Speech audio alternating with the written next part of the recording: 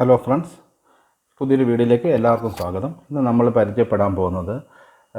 പഠിക്കാൻ പോകുന്നത് സാധാരണ HTML ഒരു ഫോമിൽ നമുക്ക് എങ്ങനെയാണ് റെഗുലർ എക്സ്പ്രഷൻ അഥവാ റിജെക്സ് വെച്ചിട്ട് നമുക്ക് ഇൻപുട്ടിനെ വാലിഡേറ്റ് ചെയ്യാൻ പറ്റുന്നതെന്നാണ്. അപ്പോൾ നമ്മളിപ്പോൾ ഈ സ്ക്രീനിൽ കാണുന്നതുകൊണ്ട് നമ്മൾ ഒരു ടെക്സ്റ്റ് ബോക്സ് തയ്യാറാക്കി വെച്ചിട്ടുണ്ട്. അത് നിങ്ങൾക്ക് ബ്രൗസറിൽ കാണാം അതിൻ്റെ റിസൾട്ട്.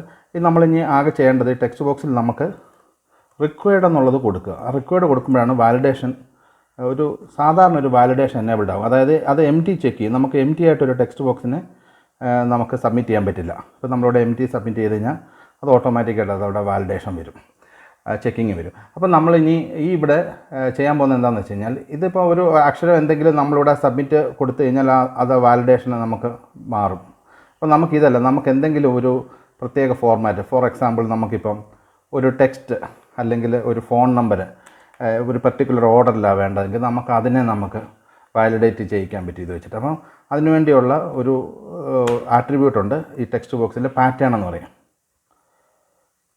പാറ്റേൺ ഈക്വൽസ് നമുക്കിവിടെ നമ്പറാണ് വേണ്ടതെങ്കിൽ നമുക്കിവിടെ നമ്പറിന് നമുക്ക് 0-9 എന്ന് വെച്ചാൽ 0 തൊട്ട് 9 വരെയുള്ള നമ്പർ, എന്നിട്ട് അത് എത്ര വേണമെന്നുള്ളത് ഇങ്ങനെ കർലി ബ്രാക്കറ്റിൽ കൊടുക്കുക. ഇപ്പോൾ ഞാനിവിടെ 10 എന്ന് കൊടുത്താൽ നമുക്കറിയാം അതൊരു ഫോൺ നമ്പറിൻ്റെ വാലിഡേഷന്. അപ്പോൾ നമുക്കിത് 10 നമ്പറായിരിക്കും. ഇത് സേവ് ചെയ്യുക, എന്നിട്ട് ഇതിവിടെ ഒന്ന് റീഫ്രഷ് ചെയ്യുക, എന്നിട്ട് നമുക്കൊന്ന് ചെക്ക് ചെയ്യാം. ഇനിയിപ്പോൾ ആ വാലിഡേഷന് നമുക്കൊരു എയോ അല്ലെ വേറെ എന്തെങ്കിലും കൊടുത്ത് നമ്മൾ സബ്മിറ്റ് ചെയ്ത് കഴിഞ്ഞാൽ അതവിടെ വാലിഡേഷൻ അത് ഒരു പാറ്റേൺ മാച്ച് ചെയ്യാതെ അത് പോകത്തില്ല. അപ്പോൾ നമുക്കിനി നോക്കി 1 2 3 4 5 6 7 8 9 കൊടുത്തു. ഇപ്പോൾ നമ്മൾ 9 കൊടുത്തിട്ടുള്ളൂ. സബ്മിറ്റ് ചെയ്യാൻ നോക്കിക്കഴിഞ്ഞാൽ അത് പോകത്തില്ല. അത് 10ാമത്തെ നമ്പർ കൊടുത്താൽ അത് സബ്മിറ്റ് ആവും. സോ അത് സബ്മിറ്റായി. ഇനി നമുക്ക് അടുത്ത് ചെക്ക് ചെയ്യേണ്ടത്, ഇപ്പം ഏതെങ്കിലും ഒരു ഓർഡറിന് ടെക്സ്റ്റ് അല്ലെങ്കിൽ ഏതെങ്കിലും സ്ട്രിങ്ങിനെയാണ് നമുക്കെങ്കിൽ ഇതുപോലെ നമുക്ക് A to Z എന്ന് കൊടുക്കാം. A to Z ഇപ്പോൾ ഒരു മിനിമം ഇത്ര അക്ഷരം തൊട്ട് ഇത്ര അക്ഷരം വരെ വേണമെങ്കിൽ, ഇപ്പോൾ പാസ്വേഡിനോ വല്ലോ അല്ലെങ്കിൽ വേറെ എന്തെങ്കിലും ഒരു first name last name entry ആണെങ്കിൽ അതിനിപ്പോൾ മിനിമം ഒരു 3 അക്ഷരമുള്ളൊരു ടെക്സ്റ്റ് വേണം. അല്ലെങ്കിൽ മിനിമം 3 അക്ഷരം തൊട്ട് എത്ര വരെ ആകാം, അല്ലെങ്കിൽ മിനിമം 5 അക്ഷരം തൊട്ടുള്ളൊരു ഫസ്റ്റ് നെയിം ഗെറ്റ് ചെയ്യണം, തൊട്ട് എത്ര വരെ വേണേൽ ആകാം. അങ്ങനെ ഉണ്ടെങ്കിൽ നമുക്ക് ഇവിടെ ഇങ്ങനെ കൊടുത്ത് സേവ് ചെയ്യുക. 5 കഴിഞ്ഞിട്ട് ഞാൻ കോമയാണ് കൊടുത്തിരിക്കുന്നത്. അവിടെ അടുത്തൊരു എത്ര വരെ എന്ന് പറഞ്ഞിട്ടില്ല. സോ നമുക്കതുകൊണ്ട് എത്ര നമ്പർ വേണേൽ എൻ്റർ ചെയ്യാം.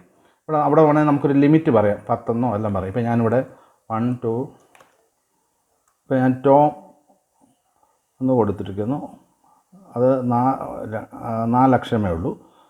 സോ ഇവിടെ അത് ഞാൻ മിനിമം ഒരു 5 ക്യാരക്ടർ അങ്ങനെ വാലിഡേഷൻ വെച്ചിരിക്കുക.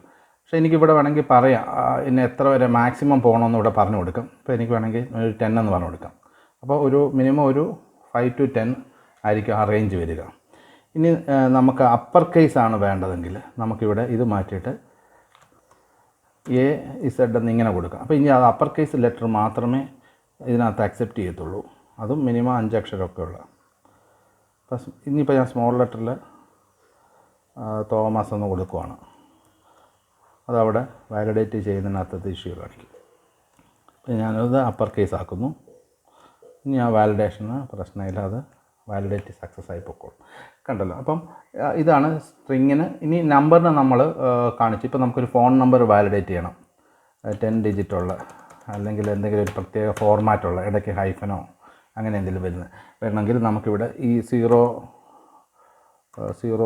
to 9 അങ്ങനെ നമ്മൾ എൻ്റർ ചെയ്യേണ്ട. അതിന് പകരം ഒരു ഷോർട്ട് ഹാൻഡ് ഓപ്പറേറ്ററുണ്ട്. നമുക്കിവിടെ /D കൊടുത്താൽ മതി. എന്നിട്ട് ഇവിടെ നമുക്ക് എത്രയാണ് വേണ്ടത് അത് കൊടുക്കാം. അപ്പോൾ ഞാനിവിടെ 4 കൊടുക്കുന്നു. അല്ല നമുക്കിവിടെ 3, എന്നിട്ട് ഇടയ്ക്കൊരു ഹൈഫൻ വേണമെങ്കിൽ അത് കൊടുക്കുക. അത് കഴിഞ്ഞ് /D വീണ്ടും 3. ഇപ്പോൾ മൊത്തം 6 ആയി. ഇനി ഇടയ്ക്കൊരു ഹൈഫൻ വേണം. എന്നിട്ട് /D 4 കൊടുക്കുക. ഇപ്പോൾ മൊത്തം 3 3 6 4 10. അപ്പോൾ നമുക്ക് 10 ഡിജിറ്റിലുള്ളൊരു ഫോൺ നമ്പർ ഹൈഫൻ വെച്ച് എൻ്റർ ചെയ്യുന്നു. അങ്ങനെ ഇതൊരു ഫോർമാറ്റ് നമുക്കിവിടെ കൊടുക്കാം. റീഫ്രഷ് ചെയ്ത് നോക്കുക.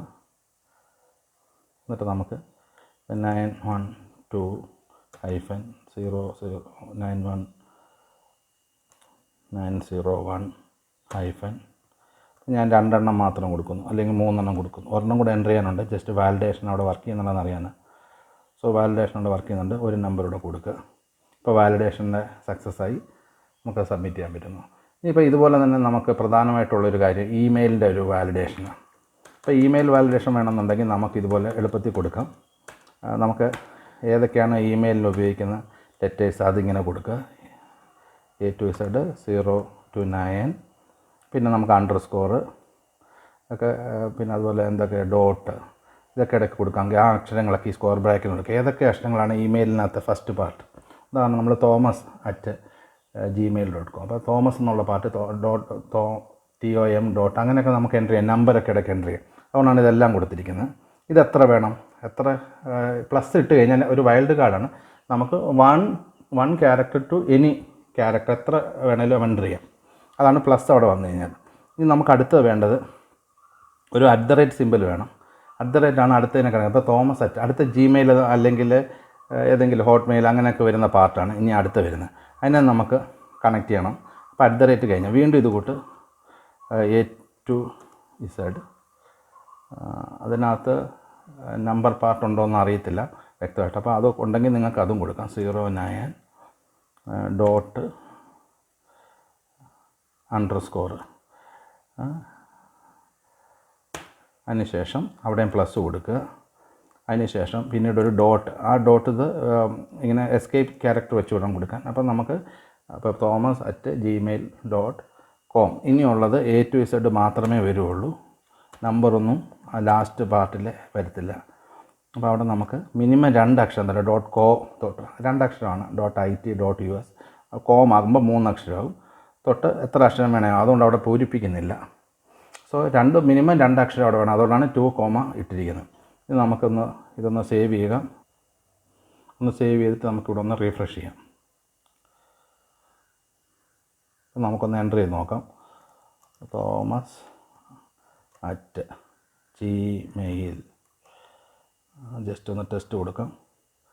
ഇവിടെ .com അടിച്ചാലേ അത് പോകത്തുള്ളൂ. ഇപ്പോൾ സബ്മിറ്റ് ആകുന്നുണ്ട്. സോ ഈ വീഡിയോ നിങ്ങൾക്ക് മനസ്സിലായെന്ന് വിചാരിക്കുന്നു. വീഡിയോ ഇഷ്ടപ്പെട്ടെങ്കിൽ വീഡിയോ ലൈക്ക് ചെയ്യുക, ചാനൽ സബ്സ്ക്രൈബ് ചെയ്യുക. Thank you.